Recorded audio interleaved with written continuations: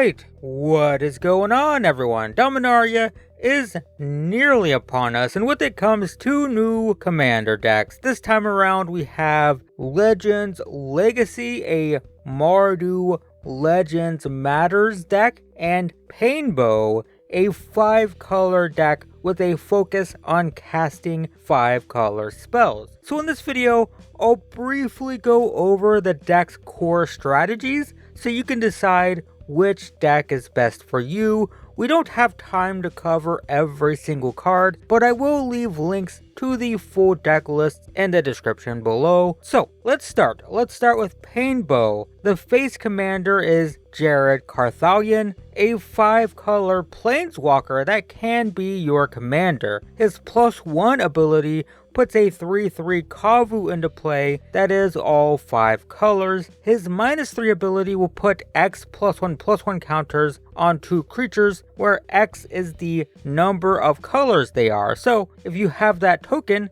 with all 5 colors, that is 5 counters. So that's nice. And then his -6 can return stuff from the graveyard to your hand. Not a crazy ultimate, but he starts with 5 and it's only -6, so nothing too crazy. The ultimate commander is Jensen Carthalion, which might actually be better than the face commander. It perfectly fixes your mana by adding Wooburg when you activate it. 5 mana of any color, tap it, you get all 5 colors of mana, and you get to scry 1 when you cast multicolored spells, and you make a 4/4 if that multicolored spell is all 5 colors. So this is a 5-color multicolor-matters deck. The more colors, the better. That's the idea. So we have tons of things that are all 5 colors, like Okagachi, Two-Headed Hellkite, and Primeval Spawn. The first is a reprint. It's a big scary threat in the air that punishes people for attacking you. But the other 2 cards are new, so you haven't seen these before. The Hellkite is kind of like Muldrifter on steroids. Instead of a 5 mana 2/2 flyer that draws 2, it's a 6 mana 5/5 flyer that draws 2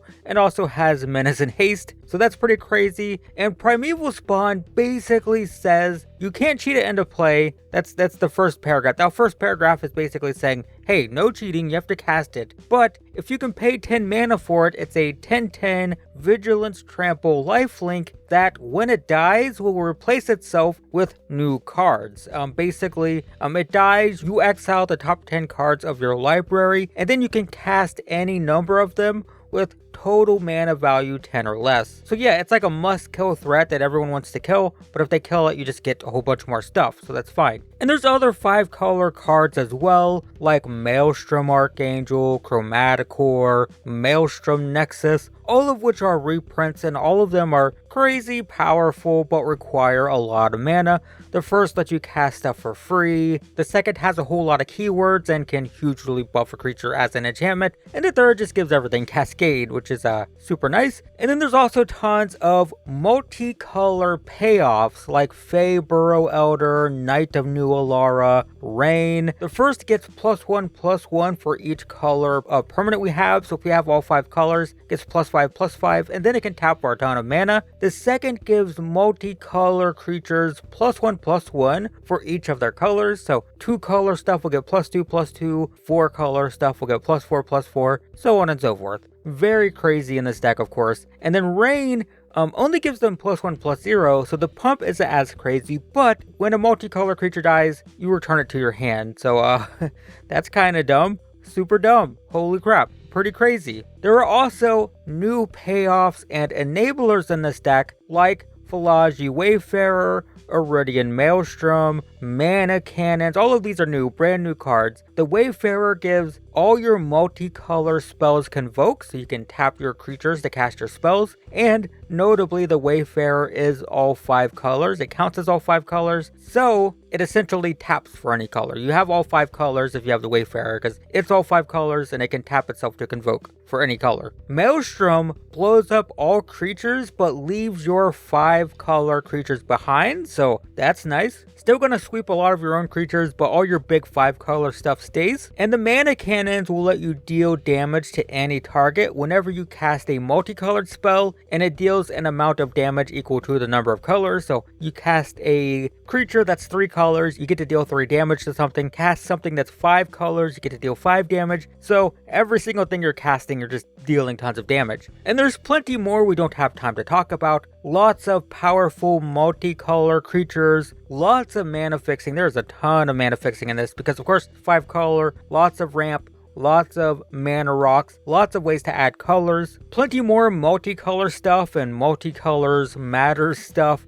Basically, this is a 5-color deck where your spells get more powerful the more colors you have. That's the idea. That is Painbow. That sounds like your thing. This might be the deck for you. Next, we have Legends Legacy, the Mardu Legends Matters deck with Dihada, Binder of Wills as the face commander. The +2 ability gives a legendary creature vigilance, lifelink, and indestructible, all very relevant. You can attack, your attacking thing won't die, it has vigilance so it can still block, and you gain some life. All very good. -3 will let you reveal the top 4 cards of your library. You put any of the legends you find there into your hand. The rest go into your graveyard, but they generate treasure tokens, so not a complete waste. And the ultimate will let you gain control of every non-land permanent on the board, which is pretty crazy, but it does cost -11, so it's a crazy ultimate. Hard to get there though. The alternate commander is Shanid, something like that, Sleeper Scourge, which will give all your legends menace. Very cool, especially as we keep looking at this deck, you'll see. And then whenever you play a legend, including notably legendary lands, you get to draw a card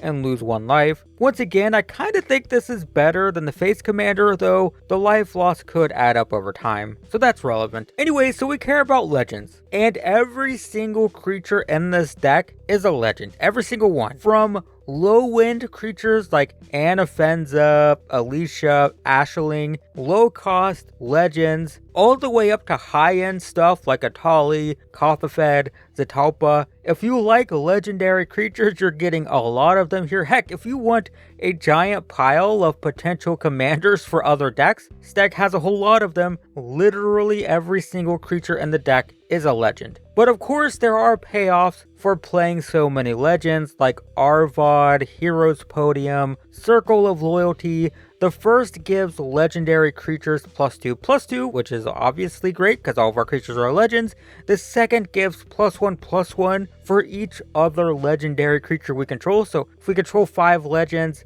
they each get +4/+4 basically. That's the idea. Can also dig for legends. And then Circle of Loyalty has this knight thing. That's not important. What's important is every single time we play a legend, we get a 2/2 knight. So that's pretty cool. And also note, you might overlook the fact that all of these are also legends. Legends. Lots of legends. And it continues, of course, with Day of Destiny, which gives legends +2/+2. Urza's Ruinous Blast, which is a board wipe that leaves your legends behind. Primeval's Glorious Rebirth will return every legend in your graveyard straight to the battlefield. Also, look at the card types. Legends, lots of legends. So in addition to being a Legends Matters deck, it is also very aggressively tuned. This is like a Mardu aggro deck in addition to being legend focused. So there's lots of things in this deck that make tokens. This thing likes to go super wide with tokens. We're talking about Krenko, Zerium, Bladewing. Krenko is a reprint, you've seen this. When it attacks, it gets a counter, then it makes an army of goblins. Gets bigger and bigger, makes more and more goblins. The other 2 cards are new. Zerium, so it says whenever a griffin hits a player, you make a griffin token. And note that each token you make is going to make more tokens, because it doesn't say non-token griffin. So you hit them with Zerium, you get a griffin token, then when those 2 griffins hit, you make 2 more, then you have 4 tokens that are going to make 8, so on and so forth. And then Bladewing, another new card, when it hits an opponent, it's going to make a 2/2 knight for each creature in our graveyard. So all of these reward aggression. We want to go fast, we want to hit people, we want to make tokens, go wide, make lots of creatures. And then it has lots of ways to pump those tokens, like with Drana, Jazal Goldmane, Adriana.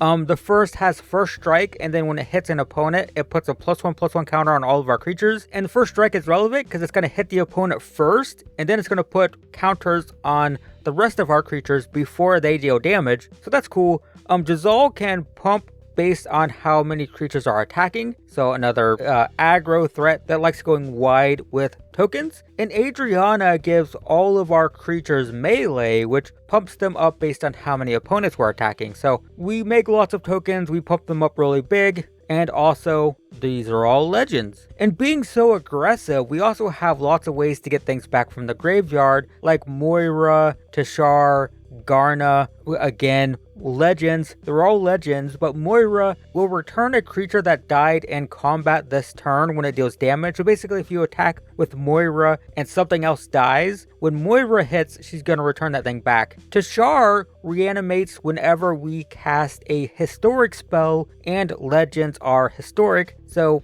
cast a legend, Tashar triggers, gets another legend back from the graveyard, and then Garna just returns all of our fallen creatures when we play it, things that died that turn, that is. So yeah, what we have is we have legends that make tokens, we have legends that pump, and we have legends that get stuff back to the graveyard, so we can keep pressuring, keep pushing, keep being the aggro deck, and also legends. We care about legends. So there's plenty more we don't have time to talk about. There are more powerful legends.